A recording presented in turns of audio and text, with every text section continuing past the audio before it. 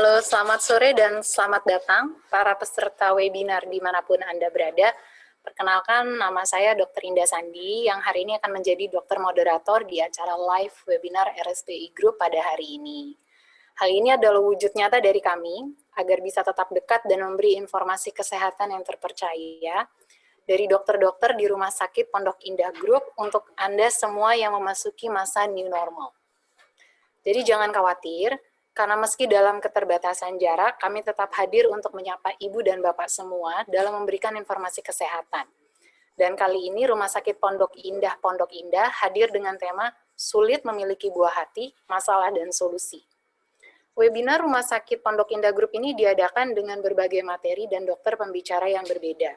Selama dokter presentasi, peserta bisa mengajukan pertanyaan via chat di tombol Q&A yang ada di tampilan layar peserta, dan pertanyaan yang terpilih akan dijawab langsung oleh narasumber pada saat presentasi selesai, atau di session Q&A.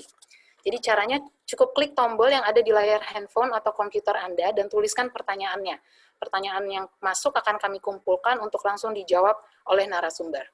Hari ini Bapak dan Ibu boleh bertanya seputar tentang tema webinar, yaitu sulit memiliki buah hati, tentang masalah dan solusinya, mungkin apa saja penyebabnya, dan apakah ada pemeriksaan atau bagaimana untuk mengetahui tentang masalah ini. Baik, sebelum kita masuk ke presentasi, kita berkenalan dulu ya dengan narasumber kita hari ini. Profesor Dr. Budi Wiweko, MPH, Spesialis Obstetri Ginekologi, Konsultan Fertilitas Endokrinologi dan Reproduksi, menyelesaikan pendidikan spesialis dan subspesialisasi sampai S3 Ilmu Kedokteran di Fakultas Kedokteran Universitas Indonesia. Beliau juga melanjutkan pendidikan sebagai Research Fellow di Hyogo College of Medicine di Jepang. Setelah itu, melanjutkan pendidikan subspesialisasi dan S3 di Fakultas Kedokteran Universitas Indonesia. Penelitian beliau dipublikasikan di jurnal lokal dan jurnal internasional, serta di konferensi ART seperti Aspire, ESHRI, dan pertemuan tahunan IFFS. Profesor yang akrab disapa dengan nama Prof. Iko ini dikukuhkan menjadi guru besar Fakultas Kedokteran Indonesia pada tahun 2018. Dan saat ini menjabat menjadi President of Asia Pacific Initiative on Reproduction atau Aspire, juga merupakan pendiri Indonesian Reproductive Medicine, INA-Repromed, sebuah pusat riset kedokteran reproduksi di FKUI RSCM. Beliau menekuni bidang teknologi bayi tabung sejak 2005. Beliau juga dikenal sebagai salah satu profesor termuda di bidang ilmu kedokteran dan sebagai dokter yang melakukan simpan buku folikel antral pertama di Indonesia. Beliau merupakan salah satu inovator paling prospektif dalam kompetisi 108 Inovasi Indonesia 2016 dan pemenang pertama dosen berprestasi nasional 2015.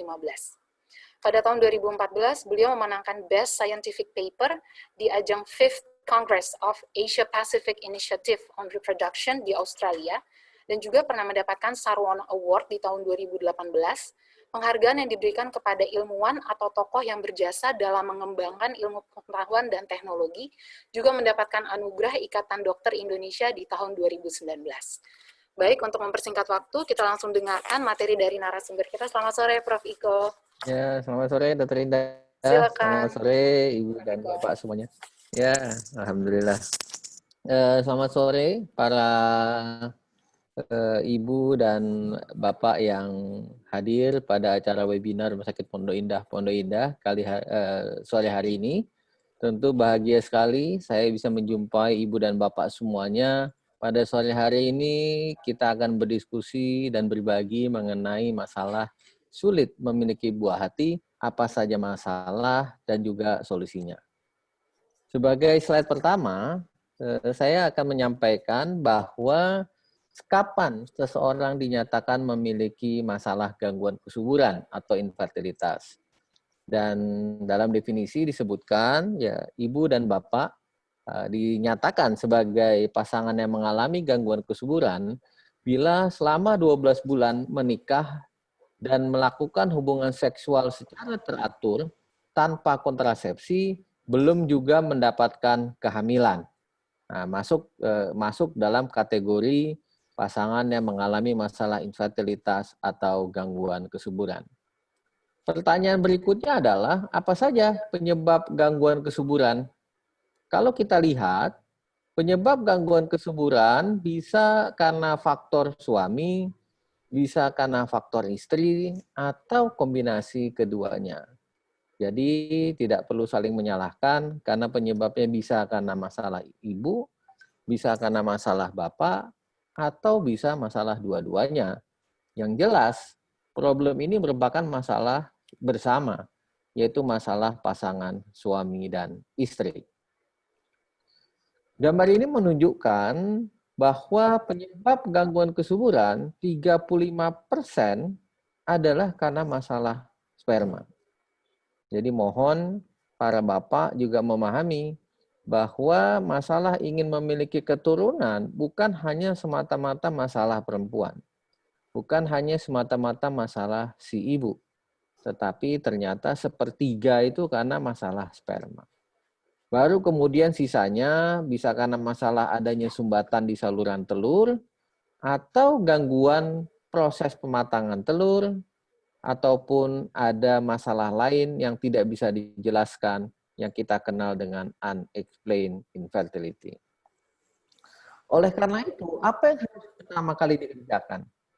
Jawabannya nomor 1 adalah cek sperma. Mohon Bapak, ya Ibu dan Bapak bisa datang bersama ke Rumah Sakit Pondok Indah misalnya, kemudian lakukan pemeriksaan sperma untuk meyakinkan apakah ada masalah atau tidak pada sperma suami. Baru kemudian setelah itu dilakukan pemeriksaan. Ya, kami akan melakukan pemeriksaan pada kedua pasangan, ya ibu dan bapak. Ya, hal-hal yang sangat penting, misalkan faktor usia. Ya, usia sangat penting, terutama pada seorang perempuan. Mengapa? Karena dengan makin bertambahnya usia seorang perempuan, maka potensi kesuburan perempuan itu akan menurun. Mengapa demikian? Karena produksi sel telur seorang perempuan akan menurun dengan bertambahnya usia perempuan tersebut. Kemudian tidak pula boleh dilupakan, yaitu pekerjaan, karena ada pekerjaan-pekerjaan yang bisa mempengaruhi kesuburan. Contohnya pekerjaan yang terekspos dengan suhu yang panas, temperatur ya, misalkan bapak-bapak yang bekerja dekat dengan mesin-mesin yang panas, itu akan sangat bisa mengganggu kualitas sperma, sangat bisa akan mengganggu produksi sperma. Demikian pula gaya hidup atau lifestyle.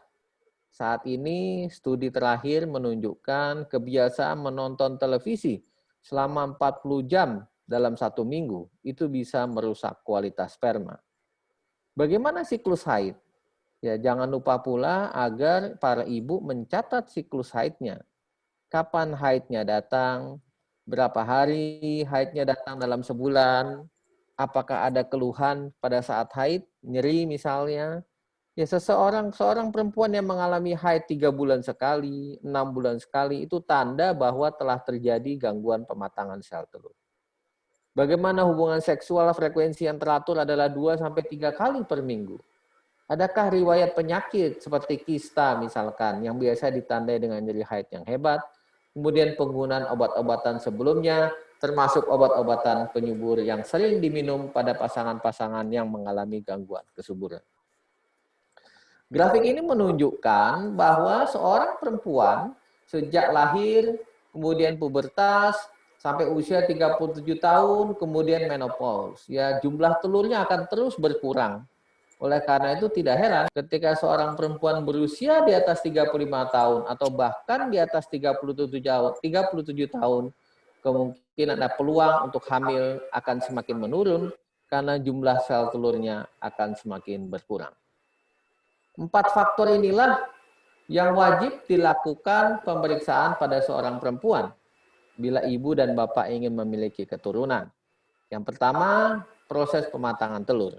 Adakah gangguan pematangan sel telur? Tadi sudah saya sampaikan, ya siklus haid sangat penting.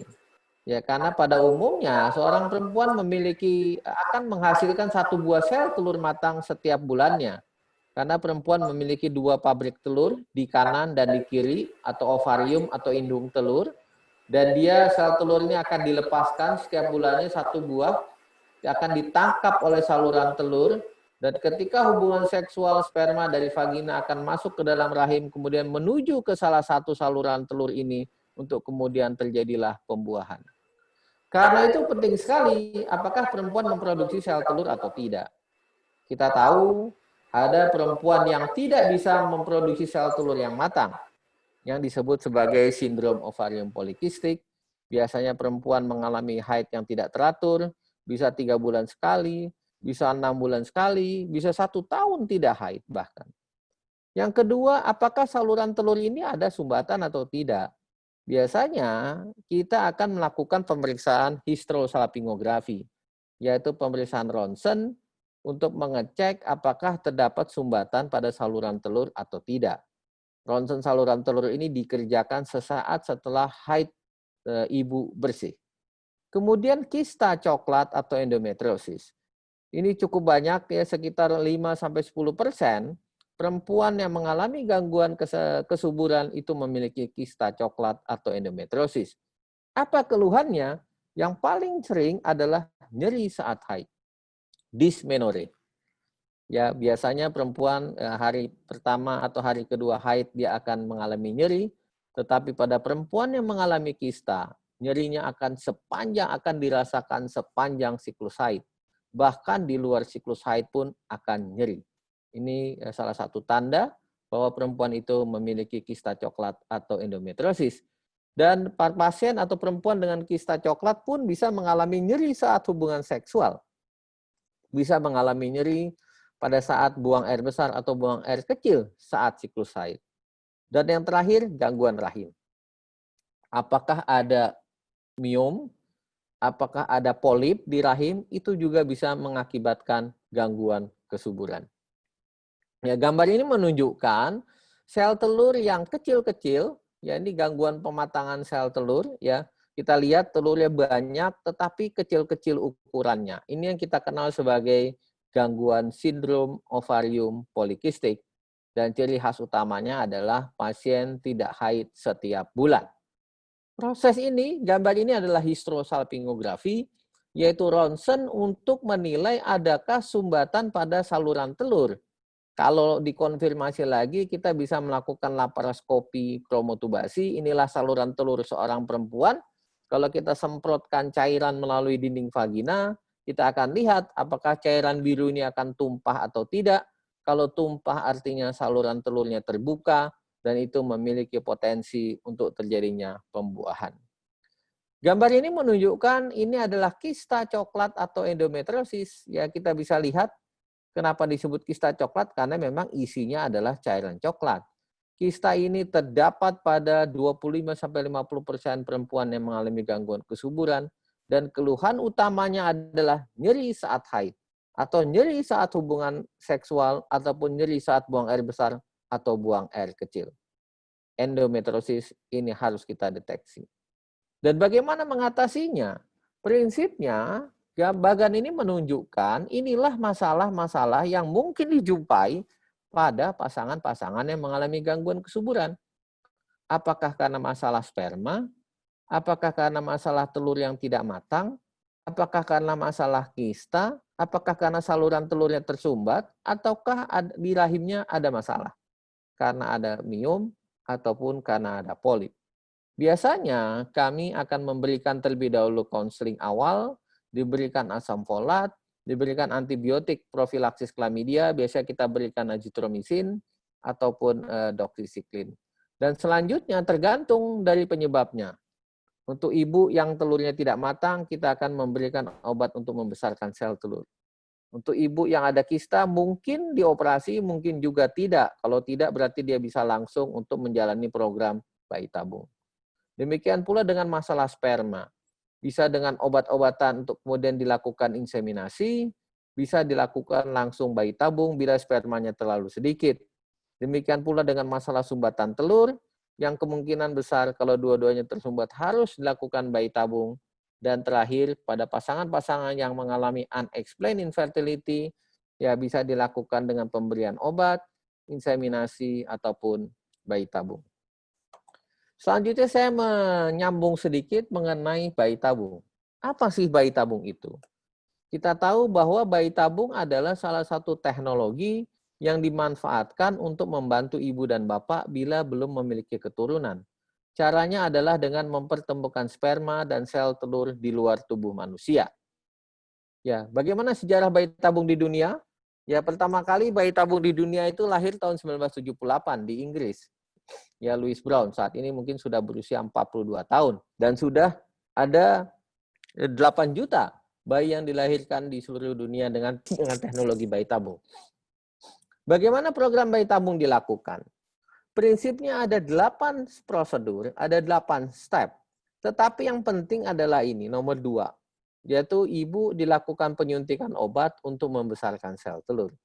Kalau sel telurnya sudah besar, kemudian dilakukan panen atau pengambilan sel telur, dilakukan pembuahan dengan sperma, kemudian dikembangkan embrionya dan ditanam. Sehingga sangat penting bahwa pada seorang pasien yang ikut bayi tabung, si ibu harus disuntik untuk membesarkan sel telur. Kapan satu pasangan harus ikut bayi tabung? Jawabannya ada 5. Ya, kalau spermanya terlalu sedikit, bahkan tidak ada atau azospermia, kalau ada sumbatan di kedua saluran telur, kalau ada kista, kalau ada gangguan pematangan telur, ataupun pada pasangan-pasangan yang mengalami unexplained infertility. Apa yang sangat mempengaruhi keberhasilan bayi tabung? Yang pertama adalah usia. Makin muda usia ibu, makin bagus cadangan sel telur, makin bagus sperma, tentu peluang untuk hamilnya makin besar. Peluang untuk hamil bisa mencapai 50-60% pada usia perempuan yang di bawah 35 tahun. Dan juga tergantung dari faktor penyebab infertilitas. Pada ibu yang mengalami kista coklat, maka peluang untuk hamilnya lebih kecil dibandingkan penyebab yang lain. Apa saja yang harus dilakukan? Nah, ini dia, kelas konseling. Sangat penting konseling, ya seperti ini, penjelasan yang mengenai keberhasilan, kegagalan, waktu, biaya, dukungan keluarga, semuanya. Ya, termasuk biaya. Apa saja komponen biaya? Yang utama tentu adalah obat-obatan suntik untuk membesarkan sel telur, kemudian biaya petik sel telur dan mengembangkan embrio, dan obat-obatan pasca tanam embrio. Ada biaya khusus pada kasus-kasus sperma yang sangat sedikit atau kasus azospermia, di mana suami harus dilakukan operasi untuk mengambil sperma dari testis. Bisakah mendapatkan anak kembar? Tentu bisa. Ya, kalau kita menanam lebih dari 1 embrio, kita bisa mendapatkan kehamilan kembar. Tetapi sekarang bayi tabung bertujuan bukan untuk mendapatkan anak kembar, tetapi untuk mendapatkan anak tunggal, kehamilan tunggal yang sehat. Bagaimana persiapan yang baik sebelum mengikuti program bayi tabung? Yang ideal adalah perbaiki diet. Makanlah makanan yang tinggi protein dan rendah lemak, minumlah mikronutrisi, minumlah antioksidan minimal 60 hari sebelum program bayi tabung. Jadi 2 bulan persiapan. Apakah akupunktur bermanfaat? Ya, akupunktur terbukti bisa menurunkan tingkat stres pasangan yang sedang ikut program bayi tabung. Dan di Pondok Indah, kami memiliki juga layanan akupunktur yang tergabung di dalam klinik infertilitas. Kapankah proses yang berpotensi menimbulkan stres? Terutama pada saat pengambilan sel telur, penanaman embrio, dan menunggu hasil. Menunggu hasil ini 2 minggu. Inilah saat-saat di mana pasangan paling stres, menunggu apakah berhasil terjadi kehamilan atau tidak.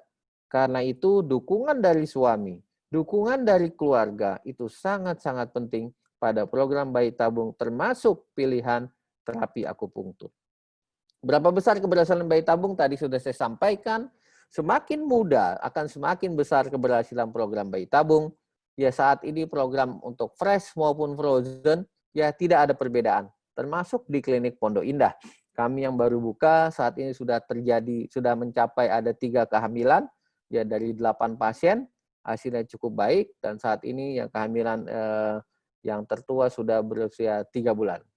Apakah memerlukan bed rest? Tidak, ya tidak diperlukan bed rest selama pasien menjalani program bayi tabung. Hanya istirahat selama 20 menit pasca penanaman embrio, kemudian pasien boleh pulang dan silakan nanti 2 minggu menunggu hasil. Tindakan pembiusan hanya singkat saja, dilakukan ketika proses petik sel telur. Ketika ibu dilakukan panen telur, dilakukan pembiusan, dan singkat saja hanya 10-15 menit. Berapa lama embrio bisa disimpan? Tidak ada batasan waktu. Ya, kita ya di Indonesia, pengalaman saya pribadi, saya pernah menanam embrio yang sudah disimpan selama 6 tahun dan itu bisa hamil kembali ibunya. Di dunia, embrio tertua disimpan selama 30 tahun dan tidak ada masalah. Bagaimana tips keberhasilan bayi tabung? Tentu ini adalah relax, sangat penting, berpikir positif dan yakin bahwa akan terjadi kehamilan. Saya kira demikian yang bisa saya sampaikan. Ini adalah klinik bayi tabung kami di Rumah Sakit Pondok Indah yang baru melakukan soft opening, siap untuk membantu ibu dan bapak untuk mendapatkan buah hati yang tercinta. Terima kasih, selamat sore, assalamualaikum warahmatullahi wabarakatuh. Prof. Iko, terima kasih banyak atas materinya ya, Prof. Terima kasih, sama-sama. Baik, sebelum kita lanjut ke sesi Q&A, sebagai informasi, Prof. Iko berpraktik di IVF Center di lantai 6 Rumah Sakit Pondok Indah, di setiap hari Senin, jam 17 sampai jam 19, hari Rabu, jam 15 sampai jam 17, dan hari Sabtu, jam 8 sampai jam 11. Jika Anda mau konsultasi langsung, tidak perlu cemas apalagi takut berkunjung ke Rumah Sakit Pondok Indah Group, karena kami berkomitmen melakukan berbagai upaya untuk membuat Anda tetap sehat tanpa cemas. Baik, tadi kita sudah dengarkan materi dari Prof. Iko. Mungkin sudah banyak pertanyaan yang dicatat. Baik, kita akan bahas satu-satu, silakan. Pertanyaan pertama, ya, dari Ibu Rini Rusli. Saya 26 tahun, menikah 17 bulan, belum pernah hamil. Ada kista endometriosis di kiri 4 cm, di kanan 1 meter, dan ada perlengketan. Kedua tuba paten, AMH 2,01, suami sperma normal. Apakah promil untuk bisa hamil? Apakah bisa hamil alami tanpa laparoskopi?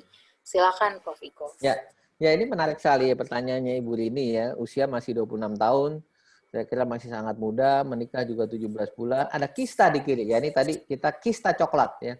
Kista coklat, kedua tuba tapi paten, AMH masih lumayan, 2,01 itu masih cukup baik ya, walaupun mungkin sedikit lebih rendah dibandingkan usianya, karena seharusnya usia 26 tahun mungkin di atas 3 ya. Kita tahu bahwa kista coklat atau kista endometriosis itu bisa merusak sel telur atau bisa mempengaruhi jumlah sel telur. Oleh karena itu AMH-nya sedikit rendah. Apakah bisa hamil tanpa laparoskopi? Ya ini kalau pertanyaan ditanya tentu bisa, tetapi peluangnya lebih kecil. Ya, kista endometriosis itu bisa hamil, ada 2 caranya. Yang pertama, kalau sperma baik, saluran telurnya baik, cadangan ovariumnya masih cukup oke, maka rekomendasinya adalah lakukan laparoskopi. Dilakukan laparoskopi, kemudian segera setelah laparoskopi harus segera hamil. Karena obatnya kista itu adalah hamil. Kalau dia hamil, maka kistanya akan hilang. Nah, tinggal masalah hamilnya bagaimana. Jadi pilihannya 2. 1, laparoskopi. Pasca laparoskopi segera program hamil, apakah inseminasi, apakah mau dicoba normal. Tapi waktunya harus cepat ya. Mungkin dalam waktu 6 bulan, maksimal 1 tahun pasca laparoskopi. Kalau tidak hamil, terpaksa ikut program yang lebih agresif. Yang kedua, kalau mau hamil tanpa operasi tentu bisa. Pilihannya dengan bayi tabung. Bayi tabung ini salah satu keunggulannya adalah bisa membuat pasien penderita kista hamil tanpa ibu dioperasi.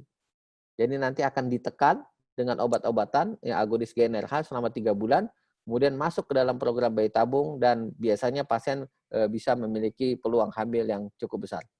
Demikian, Dr. Indah, saya kira peluang ibu untuk hamil masih sangat besar ya. Usianya masih muda, telurnya juga masih cukup baik. Baik, cukup jelas sekali ya Ibu Rini. Selanjutnya pertanyaan dari Ferry Dian Lestariana. Dokter, saya Ferry. Jika hasil AMH itu sedikit dan suami mengalami oligospermia, itu bagaimana ya dokter? Second opinion selain bayi tabung, adakah dok? Silakan Prof. Ya, oligospermia ya. Oligospermia ini penting. Yang pertama, terima kasih nih Pak Ferry sudah. Ini Ferry ini oke, ini Ibu ya, Ibu Ferry ya. Terima kasih. Ini masalahnya kita tidak bisa melihat oligospermia itu sendiri begitu sebagai faktor tersendiri. Karena ada faktor yang lain, ya faktor Ibu Ferry sendiri. Usia, pertama kita perlu tahu usia Ibu berapa. Kemudian AMH-nya rendah. Rendah itu berapa rendah? Cut off point AMH itu 1,4, 1,5 nanogram per mililiter. Dan usia Ibu, ya mungkin patokan kita 35, 37 lah. Kalau di atas 37 tahun, kita harus sangat membuat langkah yang agresif. Ya, jadi kalau usia Ibu Ferry masih di bawah 35 tahun, ya kita baru berpikir apakah kemungkinan oligospermanya bisa diperbaiki atau tidak. Ya itu. Tetapi kalau usia Ibu Ferry sudah di atas 37 atau 38 tahun, maka kita tidak berpikir oligospermanya akan bisa diperbaiki. Kemudian yang kedua, mengenai oligospermia sendiri. Oligospermia itu terminologi yang sangat luas ya. Di bawah 15 juta disebut sebagai oligospermia. Dan itu rentangnya dari 5 juta sampai 14 juta. Nah, kalau 5 juta tentu sangat berbeda dengan oligo yang 14 juta. Kalau 5 juta itu akan sangat sulit bagi sperma untuk bisa membuai sel telur secara alami dibandingkan dengan yang 14 juta. Kalau 14 juta, 10 juta itu kita masih bisa melakukan inseminasi. Tetapi kalau sudah di bawah 10 juta, maka akan sangat berat untuk dilakukan inseminasi. Begitu. Jadi kalau masih variabelnya tadi masih cukup baik ya, artinya usia ibu masih di bawah 35 tahun, kita masih berpikir ada inseminasi. Dan jangan lupa ini harus dicek ulang. Kalau hasil sperma tidak normal, dalam waktu 3 bulan harus dicek ulang, dikonfirmasi apakah memang benar tidak normal. Saya kira begitu, Dr. Indah. Terima kasih. Baik Ibu Ferry, jadi cukup jelas ya, bukan hanya faktor sendiri aja, tetapi juga banyak faktor lainnya. Kemudian pertanyaan berikutnya, ini anonymous attendee yang tidak bernama. Selamat sore dokter, saya sudah menikah 2 tahun, sudah cek HSG dan USG transvaginal semuanya baik dan bagus. Suami juga sudah analisa sperma dan hasilnya baik. Jadwal menstruasi saya normal, siklus 28 sampai 35 hari. Sudah promil 3 bulan ini dengan konsumsi obat haid di hari kedua sampai hari kelima, dan juga melakukan suntik Ovidrel untuk pemecah telur. Treatment ini sudah saya lakukan 2 kali dengan obat haid, haid kedua dengan yang kelima, yang berbeda, tapi masih belum berhasil dok. Apa ada faktor yang mempengaruhi sehingga treatment tersebut tidak memberikan hasil yang positif dok? Bagaimana pendapat dokter? Silakan Prof. Iko. Ya. Pada kasus seperti ini contoh kasus unexplained infertility ya, atau infertilitas idiopatik karena semuanya normal begitu ya, semuanya normal. Nah, apa yang harus dilakukan? Yang pertama, kita lihat dulu nih obatnya. Ya, obat untuk membesarkan telur, kalau saya melihat ceritanya ini diminum ya, diminum, artinya obat-obatan membesarkan telurnya diminum. Maka pilihannya bisa dengan merubah obat-obatan ini. Ya, dilakukan dengan obat suntikan misalkan, diberikan suntikan untuk membesarkan sel telur, kemudian dilakukan hal sama untuk hamil normal, dilakukan suntikan pemecah sel telur dengan Ovidrel. Itu pilihan pertama. Pilihan kedua, tentu pada kasus ini sudah layaknya dipikirkan untuk melakukan inseminasi. Saya tidak tahu nih usia ibu berapa ya sayangnya. Ya, kalau usianya masih di bawah 35 tahun, peluang inseminasi masih besar. Bisa sampai 20-25%. Ya, jadi bisa dilakukan suntikan setiap hari selama 7 hari dari haid hari kedua. Nanti setelah telurnya besar dilakukan inseminasi. Ya, karena ini kasusnya adalah kasus unexplained infertility. Demikian, Dr. Indah. Baik, kita lanjut pertanyaan selanjutnya. Oke, dari Ibu Tiwi. Selamat sore, dok. Selamat sore, Ibu Tiwi. Kami sudah menikah selama 6 tahun. Hasil HSG tuba kanan non-paten, kiri paten. Adakah solusi untuk masalah tuba yang non-paten? Terima kasih, dok. Silakan, Prof. Iko. Ya, terima kasih. Selamat sore ini, Ibu Tiwi. Tentu yang pertama kita harus tahu hasil spermanya bagaimana. Ya, penting sekali hasil sperma. Kalau spermanya normal, oke, kita baru berpikir apakah kita akan program seperti apa. Tapi kalau spermanya tidak normal, nah ini jadi masalah. Ya. Tapi let's say lah, katakanlah spermanya normal. Sebenarnya pada kasus sperma yang normal, itu hanya dibutuhkan 1 tuba saja yang paten. Karena cukup dengan 1 tuba yang paten, itu akan memungkinkan terjadinya pembuahan sperma terhadap sel telur di saluran telur atau di tuba falopii. Jadi tidak perlu khawatir. Yang penting adalah pada saat HSG minimal 1 tuba paten, apakah itu tuba kanan atau tuba kiri. Tetapi sekali lagi jangan lupa usia ibu berapa, kemudian spermanya bagaimana, begitu. Karena menikahnya juga sudah cukup lama nih, sudah 6 tahun. Begitu, Dr. Linda. Baik, Prof. Kemudian dari Pak Andi Gunawan. Prof, kalau sperma encer itu faktornya apa saja? Apakah pekerjaan yang sering duduk di kantor memiliki resiko dan cara mengatasinya bagaimana? Saya pengen konsultasi sejak lama, tapi sekarang lagi kondisi pandemi. Bagaimana, Prof? Apa aman ke RSPI? Ya, Silakan, Prof. ya. Yang pertama, sperma itu sebenarnya apa yang dilihat saat ini ketika seorang laki-laki ejakulasi itu sebenarnya bukan sperma, itu namanya cairan semen. Di mana sperma letaknya? Sperma ada di dalam cairan itu. Hanya kita tidak bisa melihat dengan kasat mata, harus dilihat di bawah mikroskop. Masalah cairan semen yang encer itu sebenarnya cairan ya, bukan spermanya.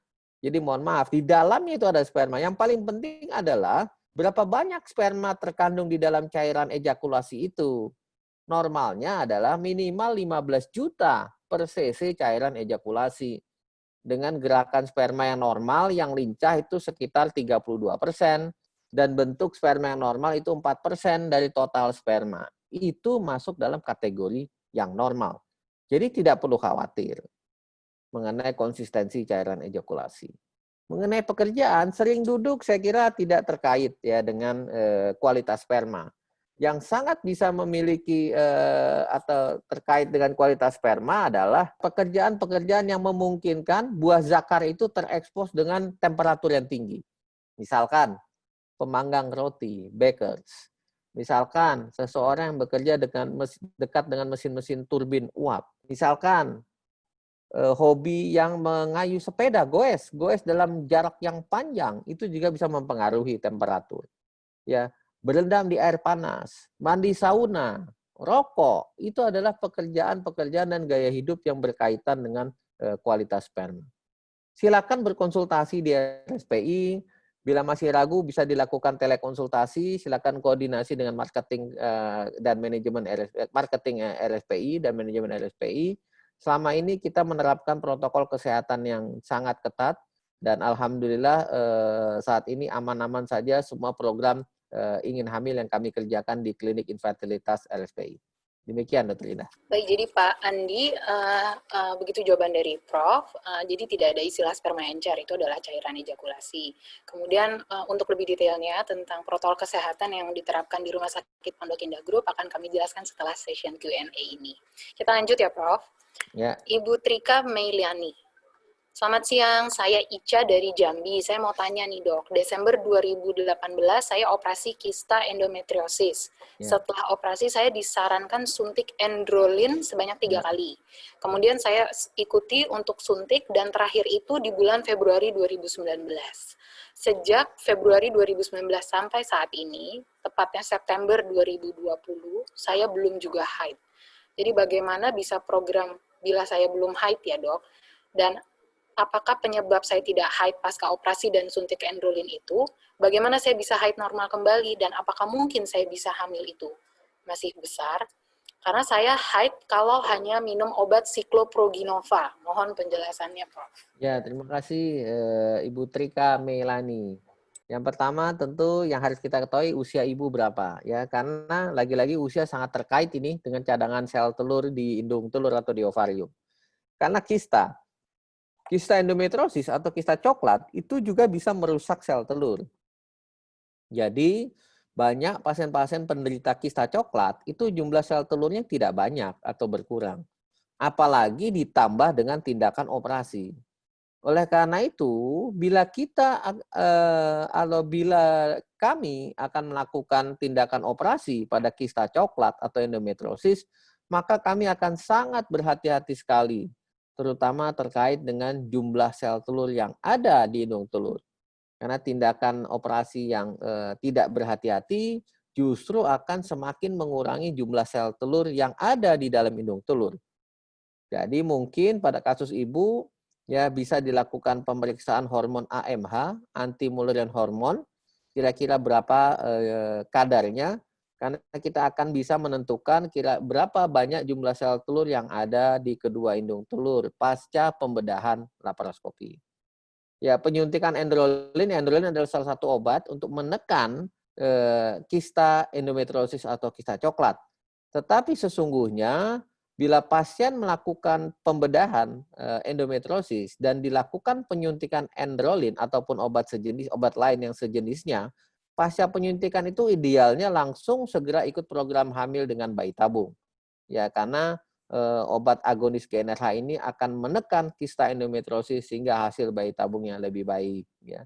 Kemudian mengenai ibu yang belum haid juga sampai sekarang, saran saya adalah segera berkomunikasi dengan dokternya, bisa ke Rumah Sakit Pondok Indah, dilakukan pemeriksaan hormon, anti Mullerian hormon, sehingga kami benar-benar tahu bagaimana cadangan sel telur yang ibu miliki sekarang. Demikian, Dokter Indah. Baik, terima kasih banyak Prof. Kita lanjut. Baik, dari Narendra Insan Duhita. Assalamualaikum, waalaikumsalam. Nama Narendra Insan. Saya mau bertanya ke Prof. Budi. Prof, untuk pengantin yang mau promil kan dianjurkan mengkonsumsi Volarin. Itu sampai kapan ya harus dikonsumsi? Dan kalau senggama, sperma selalu keluar sedikit dan vagina terasa seperti kentut. Mohon penjelasan ya, Prof. Apakah spermanya sudah masuk rahim atau keluar kembali ya, Prof? Terima Baik, kasih. terima kasih ya, Ibu Narendra. Ya, jangan khawatir. Sperma pada saat hubungan seksual yang benar, ya ketika ejakulasi, maka dalam waktu 2-5 menit, sperma sudah masuk ke dalam saluran telur atau ke dalam tuba falopii. Jadi jangan dikhawatirkan. Ya, tidak perlu seorang ibu pasca hubungan seksual ya kakinya digantung di tembok sampai pagi, ya punggungnya, pantatnya diganjel bantal. Ya itu tidak memberikan pengaruh, tidak memberikan efek apa-apa. Karena sesungguhnya sperma yang lincah dalam waktu 2-5 menit dia sudah mencapai sel telur. Mengenai suplementasi asam folat silakan dikonsumsi sampai kapan saja, sampai hamil, sampai melahirkan bahkan. Karena suplementasi asam folat itu sangat baik ya untuk menyiapkan kandungan sehingga ibu bisa hamil bayinya dengan sehat. Demikian, Dokter Indah. Ya, terima kasih Prof penjelasannya. Kemudian Ibu Widya Harunisa. Selamat sore, saya Widya, sudah menikah hampir 2 tahun, tetapi baru tahun baru mau mulai program. Apakah berat badan itu mempengaruhi sulit atau tidaknya memiliki buah hati? Soalnya terkadang ada beberapa orang yang disarankan untuk menurunkan berat badan saat ingin mulai program hamil. Saya sudah USG intravagina, tidak ada miom ataupun kista, tetapi rahim saya posisinya retrofleksi. Menurut Prof bagaimana ya? Silakan Prof. Iya, sudah menikah 2 tahun. Yang pertama saya ingin klarifikasi bahwa bentuk rahim retrofleksi atau menghadap belakang itu tidak ada kaitannya dengan gangguan kesuburan. Yaitu hanyalah variasi normal dari rahim. Rahim bisa menghadap depan, bisa menghadap ke belakang, dan ibu dan bapak tidak perlu mengkhawatirkan itu. Kemudian mengenai berat badan, ya betul sekali. Ini pada seorang perempuan, bila berat badannya berlebih, itu bisa mengganggu proses pematangan sel telur yang kita kenal dengan sindrom ovarium polikistik. Demikian pula, bila berat badannya terlalu ringan, terlalu kurus pun tidak baik. Indeks massa tubuh di bawah 20 itu juga akan mengganggu proses pematangan sel telur. Jadi yang benar adalah hidup sehat, usahakan indeks massa tubuh atau berat badannya ideal pada rentang antara 20 sampai 23. Saya kira itu, dan untuk kasus ibu sudah 2 tahun, tentu yang sangat penting adalah lakukan pemeriksaan sperma, lakukan pemeriksaan HSG. Bagaimana siklus haid ibu? Nah itu silakan ibu boleh datang kepada kami di IVF Center Rumah Sakit Pondok Indah. Terima kasih, Dr. Indah. Ya, terima kasih banyak, Prof.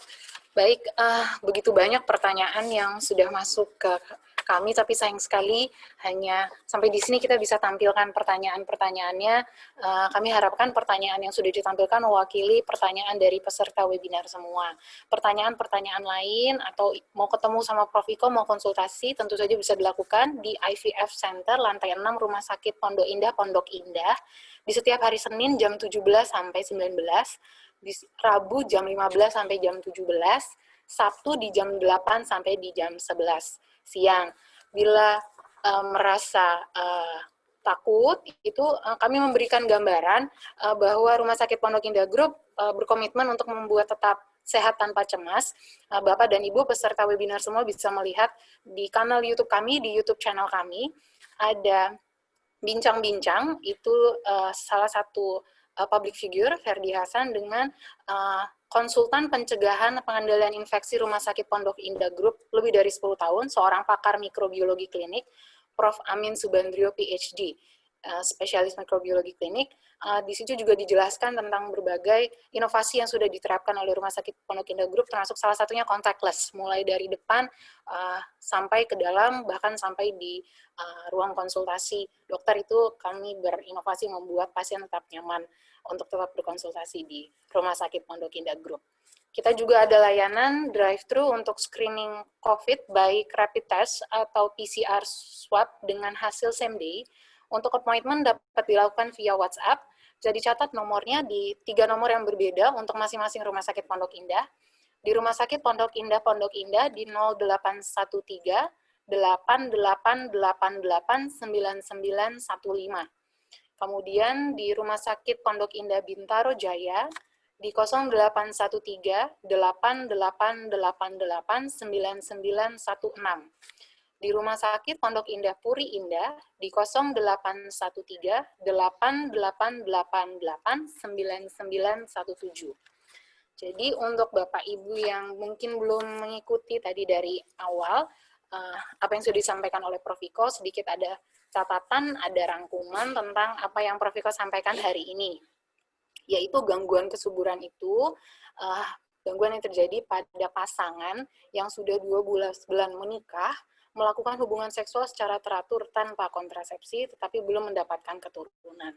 Penyebabnya ini bisa faktor suami, faktor istri, faktor kombinasi keduanya, dan 35% masalahnya masalah sperma, 35% sumbatan telur, dan yang lain-lainnya termasuk unexplained infertility.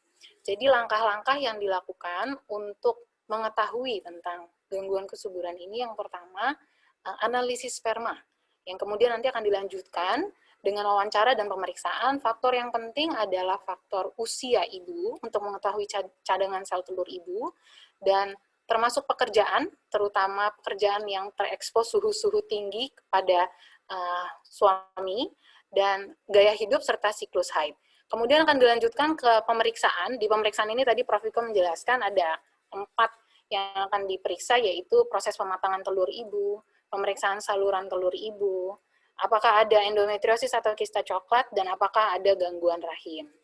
Mengenai bayi tabung sendiri, saat ini di IVF Center lantai 6 Rumah Sakit Pondok Indah menyediakan layanan bayi tabung, termasuk yang paling penting adanya kelas konseling, karena tahapan bayi tabung ini ada 8 tahap, dan di dalam kelas konseling ini dibahas juga mengenai pembiayaan termasuk stress management di seluruh tahap itu, mulai dari dukungan keluarga, pilihan terapi akupuntur, dengan yang lain-lainnya. Tadi Prof. Iko sudah sedikit menyampaikan persiapan apa sih yang harus dilakukan, yaitu pertama perbaiki diet, tinggi protein dan rendah lemak, konsumsi antioksidan dan mikronutrisi 2 bulan sebelum memulai promil atau program hamil ini. Mungkin ada tips-tips lainnya, Prof, yang bisa dibagikan singkat kepada para peserta webinar kita sebelum kita tutup webinar ini?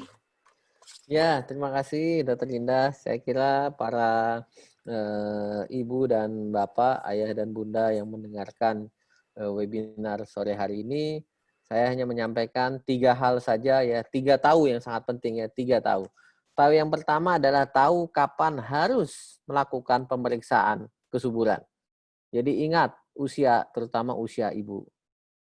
Yang kedua, tahu yang kedua adalah tahu apa penyebab ibu dan bapak, ayah dan bunda belum memiliki keturunan. Apa penyebabnya? Tentu harus lakukan pemeriksaan. Tadi Dr. Indah sudah menyampaikan.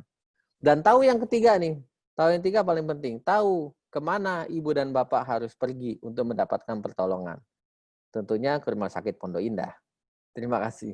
Terima kasih Prof. Iko untuk 3 tahunnya. Terima kasih untuk para peserta webinar yang sangat bersemangat pada hari ini. Kami berharap apa yang sudah disampaikan oleh Prof. Iko hari ini akan sangat berguna untuk Bapak Ibu sekalian, terutama dalam masa new normal karena belum bisa tatap muka langsung. Ikuti terus webinar RSPI Group selanjutnya. Besok hari Kamis 1 Oktober 2020 akan membahas mengenai hamil pertama di jam 3 sore. bersama dokter spesialis kebidanan dan kandungan konsultan fertilitas endokrinologi dan reproduksi, yaitu Dr. Yasin Yanuar Muhammad, SPOG Kafer MSc. Nah, bisa diikuti di Instagram akun kami di @rs_pondokindah, dan untuk diregistrasi bisa dilakukan di situ di bit.ly/hamil pertama. Sekian dari kami, mohon maaf bila ada kekurangan, dan sampai bertemu lagi di webinar selanjutnya. Selamat sore Prof. Viko, terima kasih Prof. Selamat sore, terima kasih Dr. Linda, terima kasih Ibu dan Bapak semuanya. Selamat sore. Assalamualaikum.